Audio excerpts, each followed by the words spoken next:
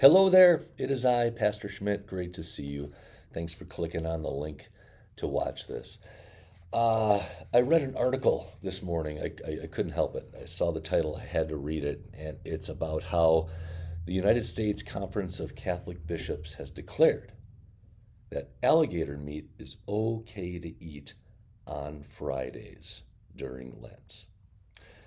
As you may or may not know, on Fridays, traditionally, Roman Catholics don't eat meat. They'll eat fish. That's why there are fish fries on Friday nights a lot around the world.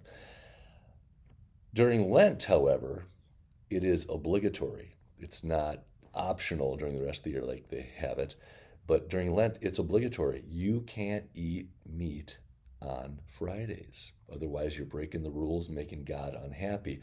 And they have now determined that alligator meat is okay to eat. During Lent, it's not uncommon for non-Catholics, Lutherans, to give something up, and that's fine. Give up ice cream, give up pizza, give up whatever. But we got to make sure that we're giving this stuff up for the right reasons. The Roman Catholic Church tells you that it is obligatory, and if you don't do it, you're making God upset. Whoa, we can't do that. We can't say that. Churches cannot say that. They are wrong by saying that. Listen to what it says in Colossians. Therefore, let no one pass judgment on you in questions of food and drink, or with regard to a festival or a new moon or a Sabbath. These are a shadow of the things to come, but the reality is in Christ. You can eat whatever you want. You can worship on any day you want. The reality is Christ. What it is you're doing, if you're giving something up for Lent, great. But what's the motivation? Is it to make you look good in the eyes of God? Is it to fulfill some rule? Or is it to get you focused on what Christ has done for you? Every season of the church year has its emphasis. Christmas, what are we emphasizing at Christmas? The incarnation, God becoming man. Wild. The next season that happens is Epiphany. His light shines not just on the Jews, but on everybody, Gentiles included. And then we get into Lent. What is the special emphasis of Lent? Well, it's focusing on his passion.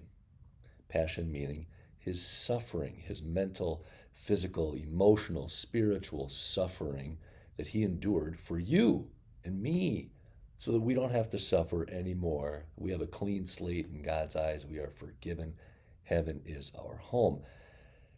During Lent, that's what we're focused on. That's the emphasis.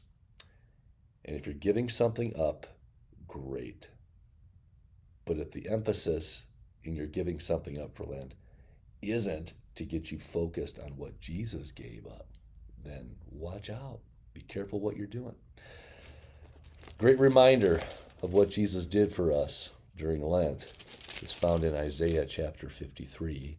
It's a beautiful chapter. I'm going to read a few verses to you. Surely he has borne our griefs and carried our sorrows, yet we esteemed him stricken, smitten by God, and afflicted. But he was wounded for our transgressions. He was crushed for our iniquities. Upon him was the chastisement that brought us peace, and with his stripes we are healed. Jesus suffered for us. Our suffering is over. We don't have to inflict suffering on ourselves unless you want to. Unless this giving up, this suffering for giving up ice cream or whatever it is, points you to Christ, more power to you. Go for it.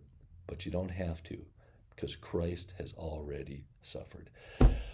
Okay, well, had to get that off my chest. Saw that article today. I hope you're having a blessed Lent. I am impressed with the amount of people coming to church on Wednesdays. We had over 80 people last Wednesday. Keep it up. Keep coming and learning about the gospel that is in the book of Genesis for us. All right. Have a good one. Take it easy. Bye-bye.